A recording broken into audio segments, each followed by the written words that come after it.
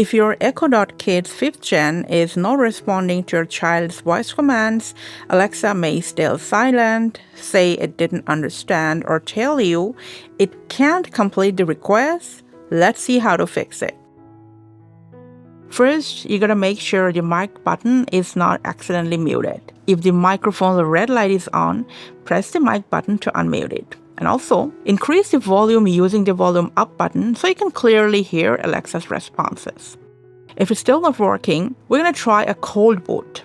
Unplug the power cable, wait for about 5 minutes, and then plug it back in.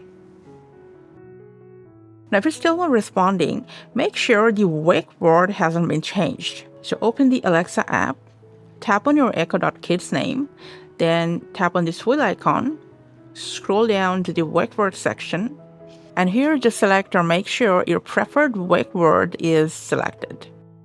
Now go back one step, and next tap language, and here also make sure it's set to your preferred language. And after making all the changes, just restart your Echo.Kids from this section so the settings can take effect. Now, if Alexa responds to certain people but not everyone, open the Alexa app, tap on this hamburger menu or more, and then go to Settings, and then go to Your Family, select your child's profile, go to the Voice ID section, and then just choose Delete Voice ID. And if any specific voice ID is selected with any specific person, just delete the voice ID so I can respond to everyone.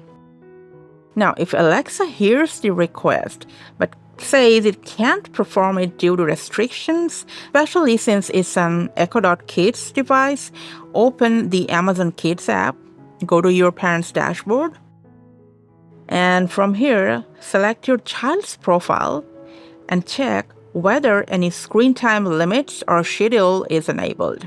If they are, you can temporarily turn them off and see if Alexa starts responding normally again. Hopefully, Alexa on your Echo.Kids is now responding to your voice without any problem. Thanks for your time.